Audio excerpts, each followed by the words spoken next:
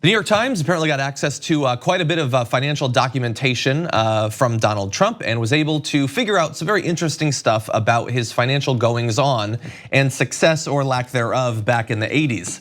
So I wanna just hit on a couple of the important points. You should go read the full report. It is incredibly both well documented and also very detailed. But the numbers show that in 1985, this is just 1985, Mr. Trump reported losses of $46.1 million from his core businesses, largely casinos, hotels, and retail space and apartment buildings. They continue to lose money every year, totaling $1.17 billion in losses for the decade, which is obviously a lot of money. But I know that Donald Trump is a guy that likes to be number one. And it turns out in this case he might have been, because in fact nearly year after year, Mr. Trump appears to have lost more money than nearly any other individual American taxpayer. The Times found when it compared his results with detailed information the IRS compiles on an annual sampling of high income earners. His core business losses in 1990 and 1991, more than $250 million each year, were more than double those of the nearest taxpayers in the IRS information from those years. And that was significant for him, not just because it's possibly record breaking, but also because he lost so much money that he was able to avoid paying income taxes for 8 of the 10 years, which is significant because it means that not only did he apparently lose a lot of money on his businesses, but he saved a lot of money that he would have otherwise had to pay in taxes.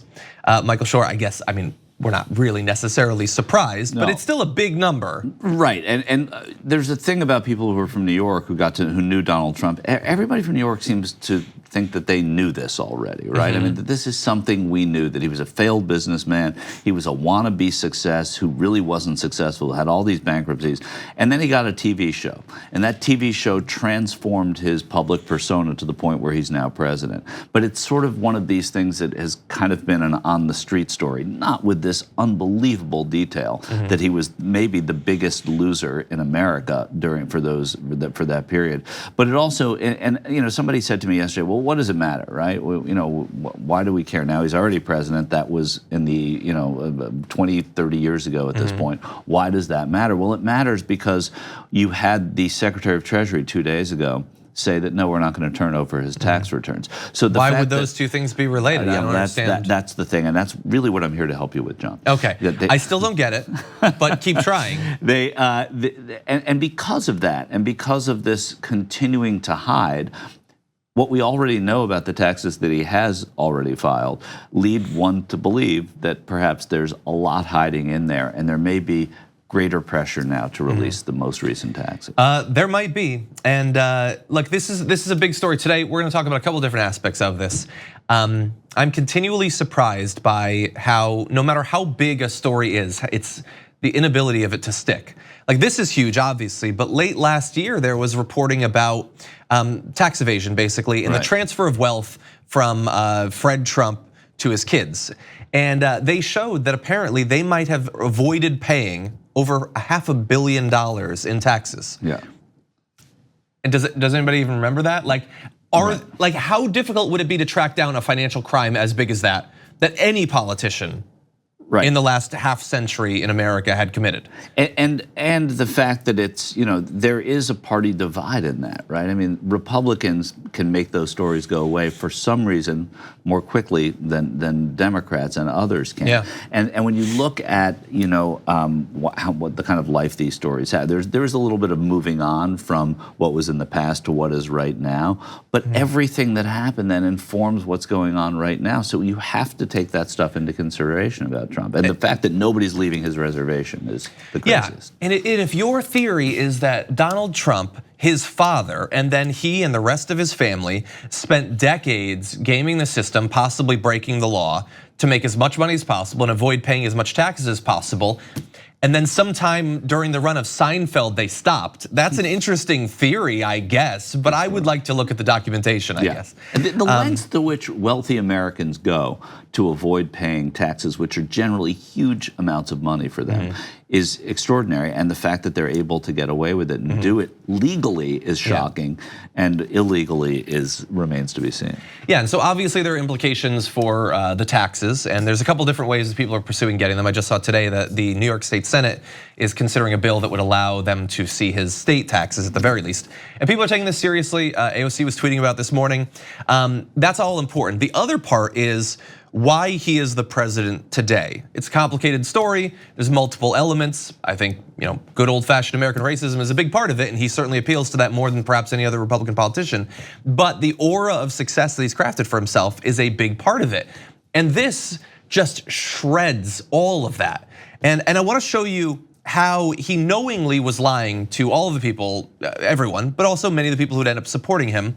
So he said to Newsweek in 1987, "There is no one my age who has accomplished more," adding that the ultimate scoreboard was, quote, "the unfortunate obvious one, money."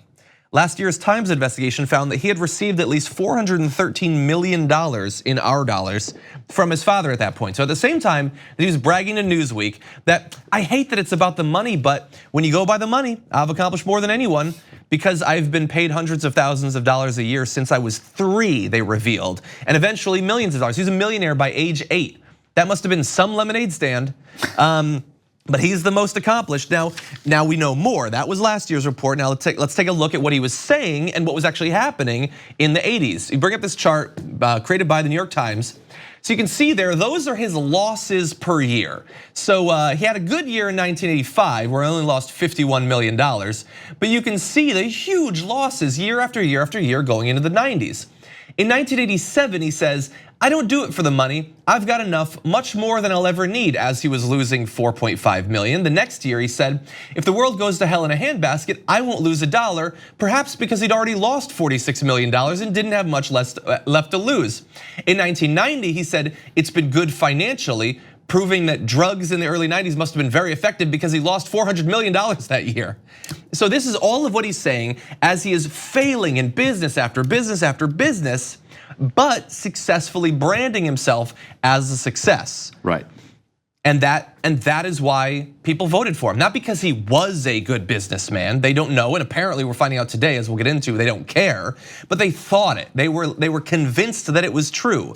And of course, in more recent years, NBC, I guess, did more to spread that myth.